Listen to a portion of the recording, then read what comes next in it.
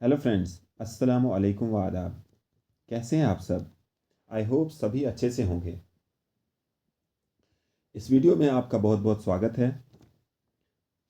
बहुत सारे हमारे दोस्त जो जम्मू कश्मीर में बतौर सरकारी मुलाजिम काम कर रहे हैं अक्सर पूछते रहते हैं कि जिन सर्विस रूल्स के तहत इनको जम्मू कश्मीर में गवर्न किया जाता है और जो इन मुलाजमीन को इन रूल्स एंड रेगुलेशंस में प्रोविजंस हासिल हैं, इनके बारे में उनको थोड़ा सा नॉलेज दिया जाए। हमने एक कोशिश की है कि हर सरकारी मुलाजिम जो अपनी ड्यूटी सरअंजाम दे रहा है उसको उसकी ड्यूटीज़ और प्रोविज़न्स के बारे में वक्तन फ़वक्तन बावर किया जाए, ताकि वो अपनी ड्यूटी मज़ीद प्रोफेशनलिज्म के साथ सरअंजाम दे। तो हमारी ये कोशिश है कि छोटी छोटी वीडियोज़ के ज़रिए से उन तक वो मुतल्लिका रूल्स और रेगुलेशंस या प्रोविज़न्स के बारे में थोड़ा सा नॉलेज पहुंचाया जाए। तो इसी की एक कड़ी में आज का जो एक टॉपिक हमने चुना है वो बहुत ही ज़रूरी है हर एक गवर्नमेंट मुलाजिम को जानने के लिए, समझने के लिए। और इसके साथ साथ बिलखुसूस जो मुलाजमीन क्लरिकल कैडर से ताल्लुक़ रखते हैं या जो आने वाले Jammu and Kashmir secretariat assistant training course या फाउंडेशन कोर्स का एग्ज़ाम देने जा रहे हैं, जो कि Jammu and Kashmir public service commission जल्द ही कंडक्ट करने जा रही है। और नोटिफिकेशन के मुताबिक ये एग्ज़ाम 1 जनवरी 2024 से 6 जनवरी 2024 तक लिया जाएगा। तो इनके लिए ये समझना मज़ीद ज़रूरी है। तो आज हम बात करेंगे Jammu and Kashmir civil service leave rules 1979 के बारे में। Jammu and Kashmir civil service leave rules थोड़ा लेंथी टॉपिक है और इसकी लेंथ को मद्देनज़र रखते हुए हम इसको 4 पार्ट्स में डिस्कस करेंगे। आज के पार्ट में हम Jammu Kashmir civil service leave rule की जनरल कंडीशंस पे बात करेंगे। तो आइए शुरू करते हैं। सबसे पहले हर मुलाजिम को ये जहन नशीन करना ज़रूरी है कि Jammu and Kashmir civil service leave rules 1979 सिर्फ़ और सिर्फ जम्मू कश्मीर के मुलाजिमान पर ही लागू होते हैं। तो आगे बढ़ने से पहले हमारे जहन में एक सवाल आता है कि लीव किसे कहते हैं। साथियों, लीव एक प्रोविज़न है to stay away from work for a genuine reason with a prior approval of competent authority. यानी competent authority means leave sanctioning authority के साबिका अप्रूवल से अगर आप किसी जेन्युइन रीज़न की बुनियाद पर अपनी वर्क प्लेस से थोड़ी देर के लिए दूरी इख्तियार करते हैं, ऐसी दूरी इख्तियार करने को लीव कहा जाता है। हर मुलाजिम ये सोचता है कि ये लीव मेरा हक है और वो इसको एज ए राइट क्लेम करता है। तो ये जहन नशीन करना ज़रूरी है कि no leave can be claimed absolutely as a matter of right. Leave ना ही हमारा कोई फंडामेंटल राइट है या ना ही कोई और राइट है, बल्कि ये एक प्रोविज़न है जिसको हम as a matter of right claim नहीं कर सकते हैं। अक्सर और बेशतर मुलाजमीन लीव को एज ए राइट क्लेम करते हैं, बल्कि हकीकी मानों में ऐसा कुछ भी नहीं है।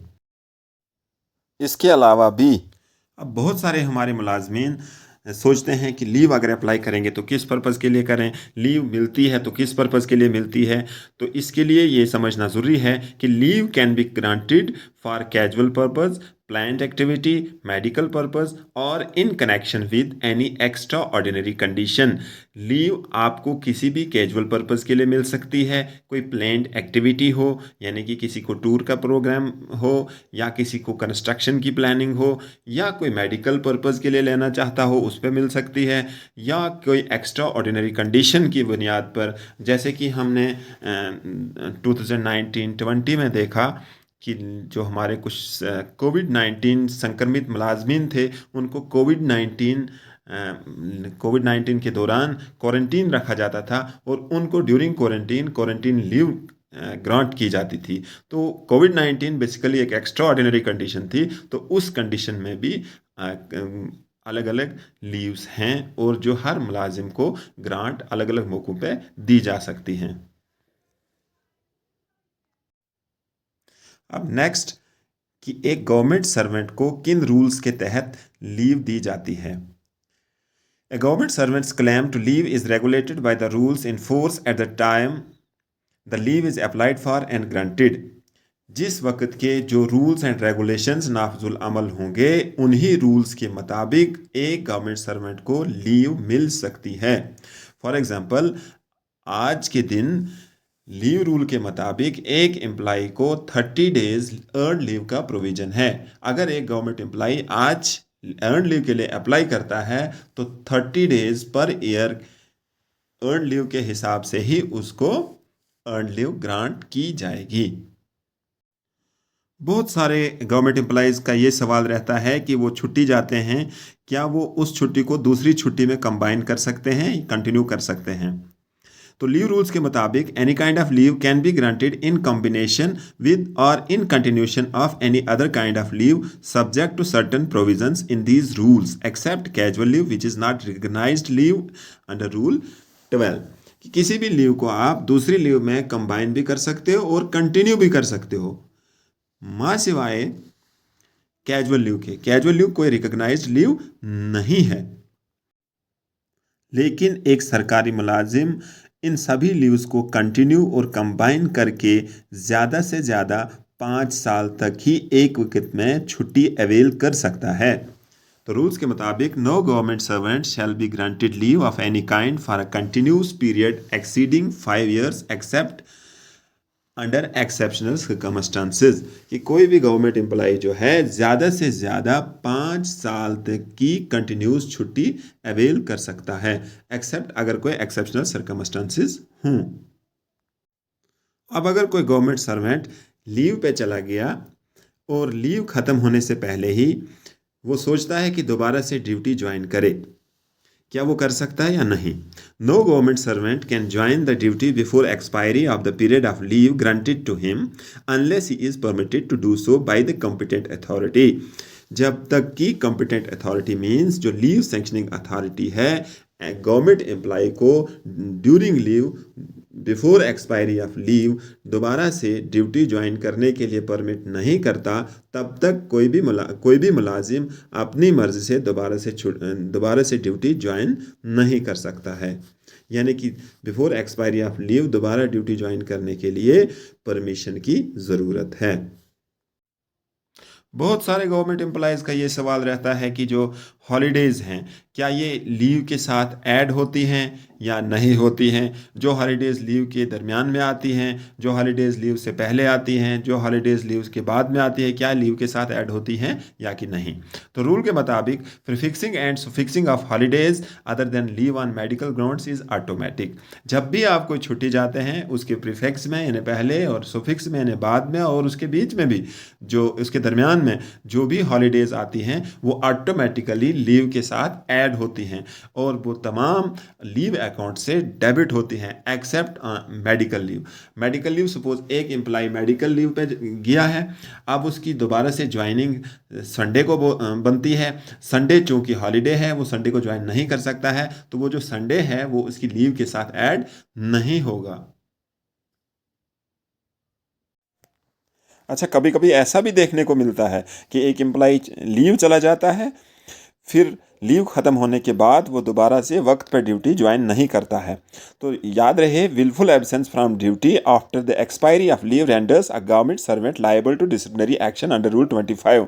लीव रूल 25 के मुताबिक हर उस मुलाजिम के खिलाफ डिसिप्लिनरी एक्शन लिया जा सकता है जो विलफुली अपनी ड्यूटी से गैर हाजिर रहता है after expiry of leave. Next एक बहुत ही इम्पॉर्टेंट कंडीशन है कि क्या लीव के दौरान एक सरकारी मुलाजिम कोई दूसरी एम्प्लॉयमेंट ले सकता है कि नहीं। यानी कि कोई प्राइवेट बिजनेस कर सकता है या कोई दूसरी मुलाजमत ले सकता है या नहीं ले सकता है। तो acceptance of any employment while on leave. A government employee while on leave shall not take up any service or employment elsewhere including the setting up of a private professional practice except the government servants who are permitted to do सो।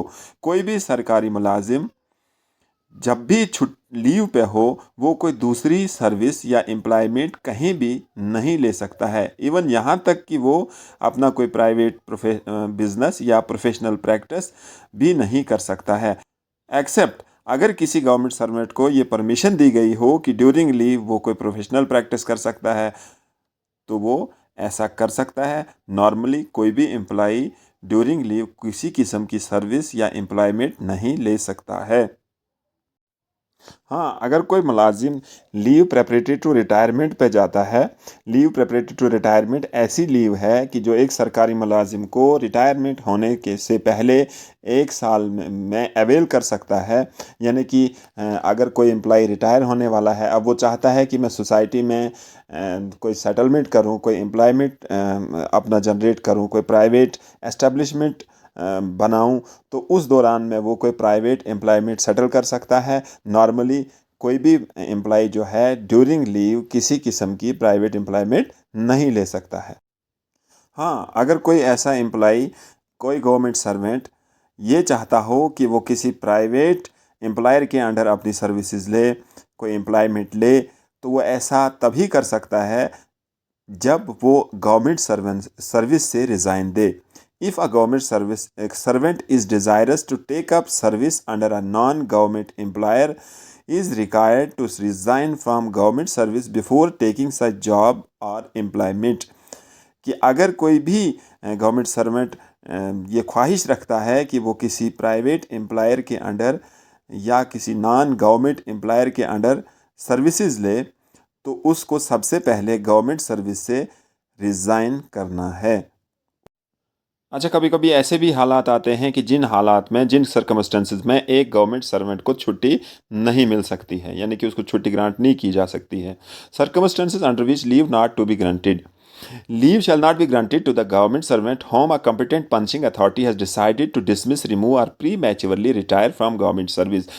किसी भी कोई भी government employ जिसके खिलाफ competent punching authority ने ये फैसला लिया हो कि उसको या तो डिसमिस करना है या रिमूव करना है या प्रीमैच्योर रिटायर करना है गवर्नमेंट सर्विस से, तो ऐसे गवर्नमेंट सर्वेंट को छुट्टी नहीं मिल सकती है। तो इसके अलावा कोई भी मुलाजिम अगर खुदा न खास्ता अंडर सस्पेंशन है या उसकी सर्विसेज को मुलतवी किया गया है, तो ऐसे मुलाजिम को भी छुट्टी नहीं मिल सकती है। तो आज की वीडियो में बस इतना ही। उम्मीद है कि आपको ये वीडियो बहुत अच्छी लगी होगी। वीडियो के नेक्स्ट पार्ट में हम काइंड्स ऑफ लीव्स के बारे में, जो कि डिफरेंट एम्प्लॉयज़ को ड्यू एंड एडमिसेबल लीव्स हैं, उनके बारे में बात करेंगे। तो अगर आपको ये वीडियो अच्छी लगी है, इसको लाइक, शेयर और सब्सक्राइब करना ना भूलें।